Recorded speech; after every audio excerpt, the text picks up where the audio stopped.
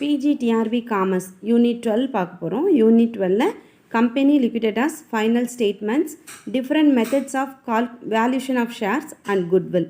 பார்த்துட்டு இந்த டாப்பிக்கில் இருந்து என்னெல்லாம் ப்ரீவியஸ் இயரில் கொஷின் கேட்டிருக்காங்களோ அதையும் பார்க்க போகிறோம். Liquidation of company. Liquidation of company அப்படின்றது கம்பெனியோட ஃபைனல் ஸ்டேஜ், அதாவது எண்டு.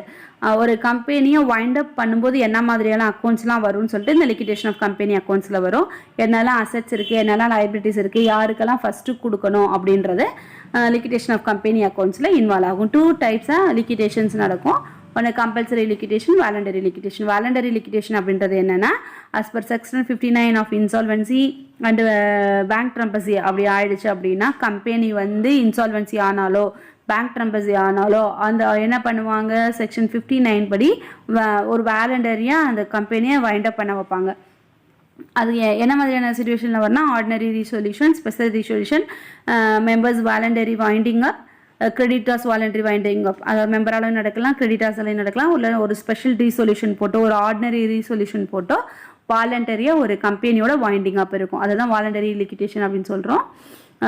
நெக்ஸ்ட் கம்பல்சரி வைண்டிங் அப். கம்பல்சரி வைண்டிங் அப் அப்படின்றது ஒரு கம்பெனியோட எண்டு ஸ்டேஜ் வந்துருச்சு, அவ்வளோதான் நம்ம முடிச்சுக்கலாம் அப்படின்னு சொல்லிட்டு அவங்க உள்ள மெம்பர்ஸ் எல்லாம் இருந்தாங்க, ஃபீல் பண்ணாங்க அப்படின்னா அதை கம்பல்சரியாக வைண்ட் அப் பண்ணுவாங்க. அப்படி இல்லை அப்படின்னா அந்த கம்பெனியிலேருந்து டெப்டை வந்து நம்ம கொடுக்க முடியல, டெப்டை ப்ராஃபிட்டோட டெப்ட் அதிகமாகிட்டே போயிட்டுருக்கு அப்படின்றப்ப பண்ணுவாங்க.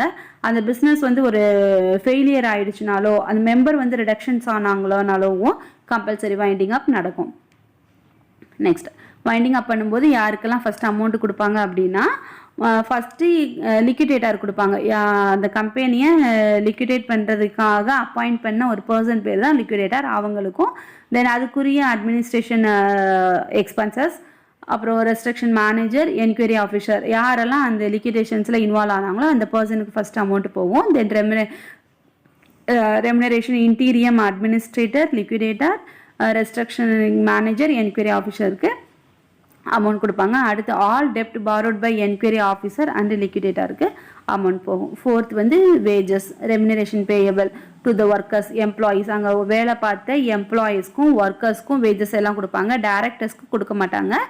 அங்கே இருக்கிற ஒர்க்கர்ஸ்க்கும் எம்ப்ளாயீஸுக்கும் அந்த டைம் ஆஃப் இஷ்யூ, இந்த இஷ்யூ நடந்த வரைக்கும், லிக்விடேஷன் வந்த டேட் வரைக்கும் உள்ள சேலரிஸை கொடுப்பாங்க.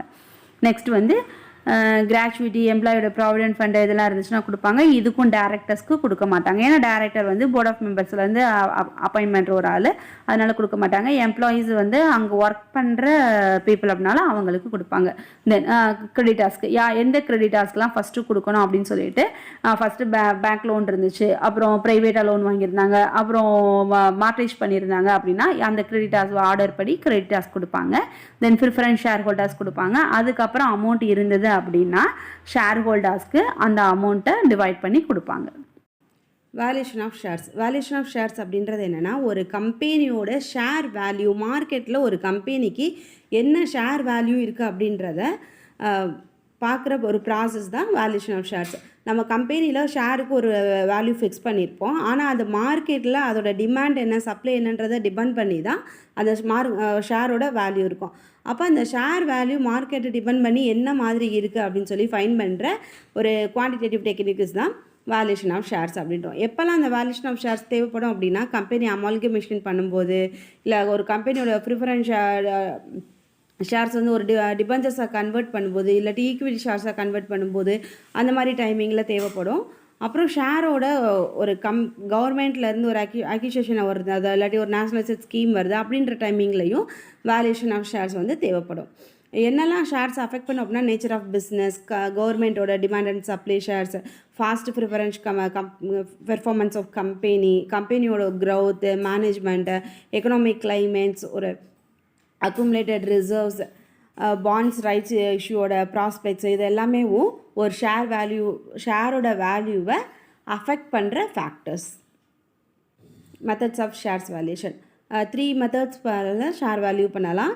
Net asset basis method or இன்ஸ்டிங் வேல்யூ மெத்தட். இதில் வந்து குட்வில்லை எக்ஸ்க்ளூட் பண்ணியும் குட்வில்லை இன்க்ளூட் பண்ணியும் 2 மெத்தட்ஸில் நெட் அசட் பேசிஸில் ஷேரோட வேல்யூவை டிட்டர்மைன் பண்ணலாம்.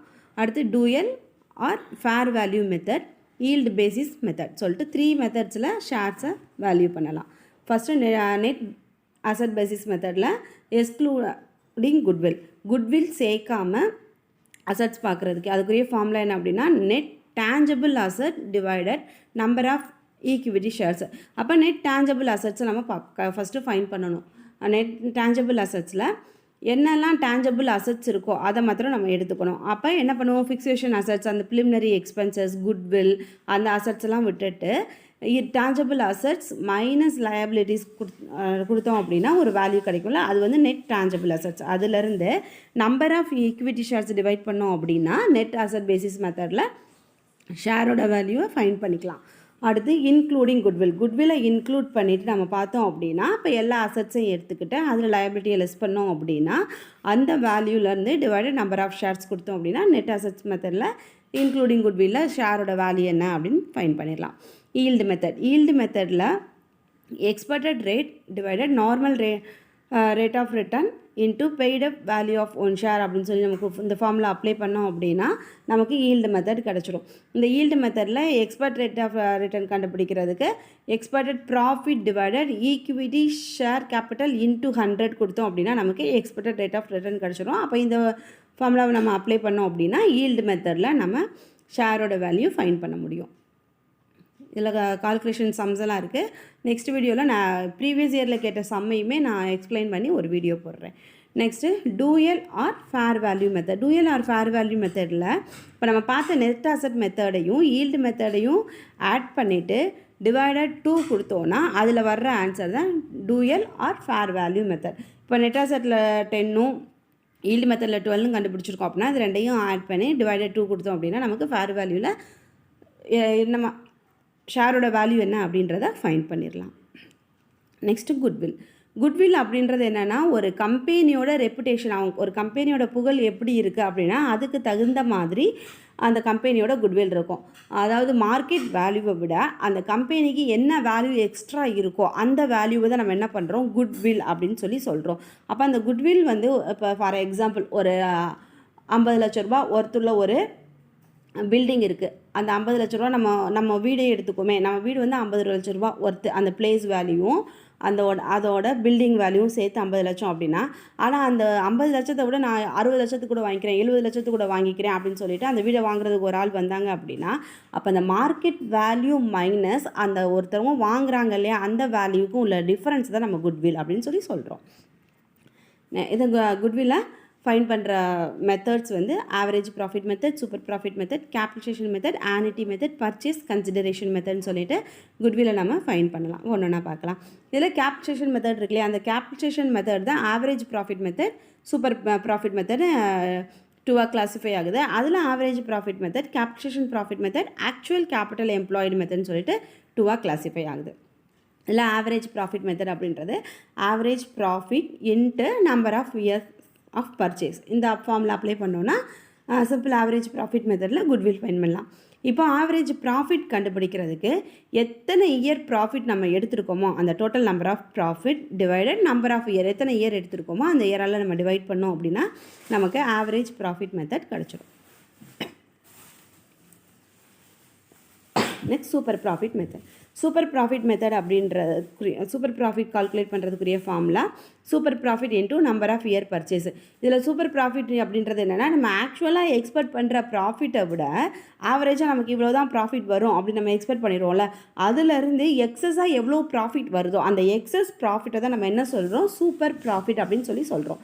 அப்போ இதில் குட்வில் ஃபைன் பண்ணுற formula super profit into number of purchase year.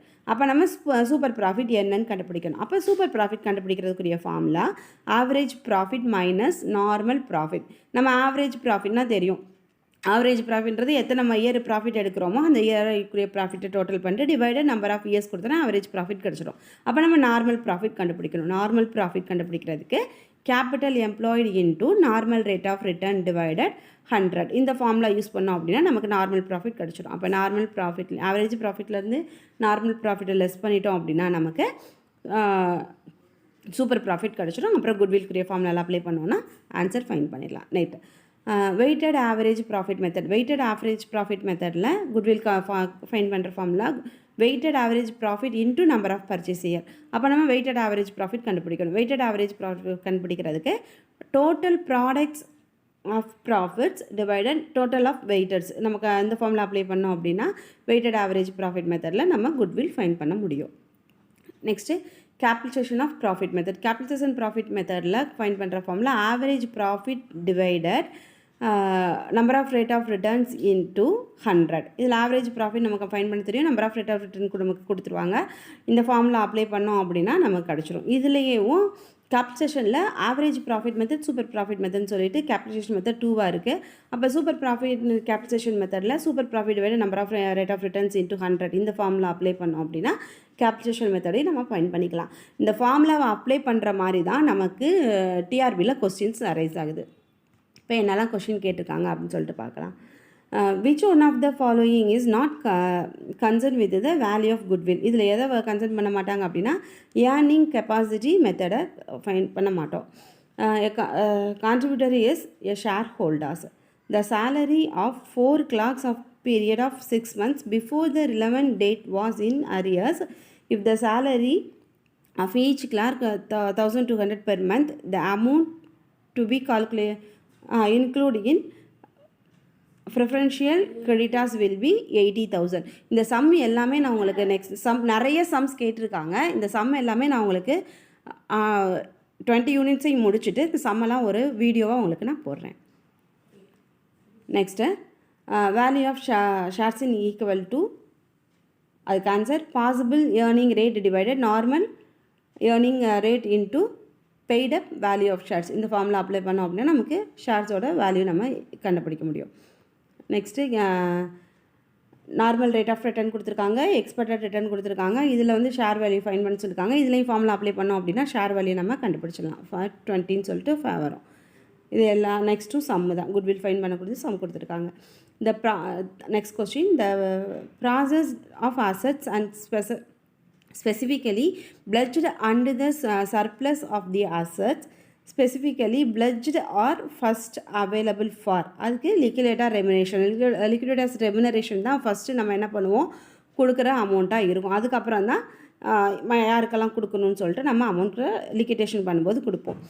Dividing the net assets available for the equity shareholders for the number of equity share is called இன்ஸ்டிங் value of shares. Next, the order of priority in paying of debts in a winding up shall be as the following: unsecured creditors. Next, percentage of commission is to be paid on amount unsecured creditors. Liquidators commission is 6,000. இதுலேயும் சம்மு தான், முன்னாடி சம்மு இருக்கா, அந்த சம்மை நான் உங்களுக்கு explain பண்ணுறேன். நெக்ஸ்ட்டும் sum தான். அடுத்த question, if the actual profit are more than the expected normal profit the difference is formed as super profit. The salary of 4 clerks இதுவும் சம்மு, இந்த சம்மு நான் உங்களுக்கு எக்ஸ்பிளைன் பண்ணுறேன். இது எல்லாமே சம்மு தான். நெக்ஸ்ட் வீடியோவில் நான் உங்களுக்கு எக்ஸ்பிளைன் பண்ணுறேன். அடுத்தது 17ல் கேட்ட question, for calculating the value of an equity rate of by yield method of it's essentials to know answer expected rate of return.